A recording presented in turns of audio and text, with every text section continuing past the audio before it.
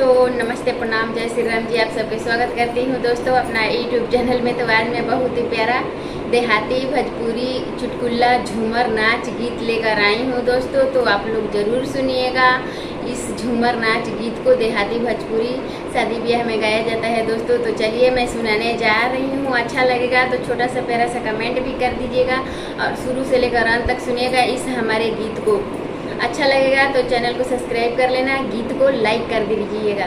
तो चलिए मैं सुनाने जा रही हूँ, शुरू से लेकर अंत तक सुनिएगा, आधा अधूरा करके मत जाइएगा इस हमारे गीत को। तो चलिए। निहुरला निहुरला अंगना बहरानिया चारावा उड़ी उड़ी जाला होला लया चारावा उड़ी जाला हो लाल। निहुरला निहुरला अंगना बहरानिया चारावा उड़ी उड़ी जाला हो लाल चारावा उड़ी उड़ी जाला हो लाल। का तू आचर हो उड़ी उड़ी जाल से अबहिन पिया पर देसिया हो लाल से अबहिन पिया पर देसिया हो लाल। बरहो बरिसा पर पिया मोरा अइले से बरवा तर डालस जिरवा धनिया हो लाल से बरवा तर डालस जिरवा धनिया हो लाल।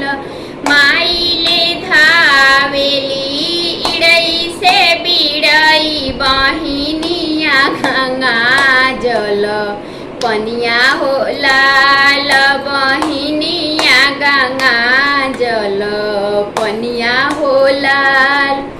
धनीले धावेली नौरंग बेनिया माली हले तैली हो लाल बेनिया माली हले तैली हो लाल। माई के काढ़ ले यरी से पियरी बहिनिया के काटाव पर के चोलिया हो लाल। माई के काढ़ ले यरी से पियरी बहिनिया के काटाव पर के लहंगा हो लाल बहिनिया के काटाव पर के लहंगा हो लाल।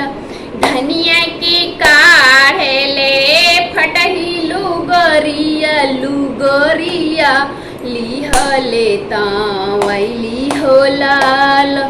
धनिया के काढ़े ले फटही लुगरिया लुगरिया लिहले तैली हो लाल लुगरिया लिहले तैली हो लाल। उहवा से धनिया हो घर चली आइली से ठोक दिहली बजर के वड़िया हो लाल। उहवा से धनिया हो घर चली आइली से ठोक दिहली बजर के वड़िया हो लाल। खोल खोल धनिया हो बजर के वड़िया से आधी राती बीतले पहर राती बीतले से रसे रसे किलिया ढक चवले हो लाल। अधराती बीतले पहर राती बीतले से रसे रसे किलिया ढक चवले हो लाल से रसे रसे किलिया ढक चवले हो लाल। दूर दूर कुकुरा रे दूर रे बिलरिया से दूर रे सहारावा के लोगवा होला अल्लाह से दूर रे सहारावा के लोगवा होला। नहीं हम कुकुरा रे नहीं रे बिलरिया से हाही रे सहारावा के लोगवा हो लाल।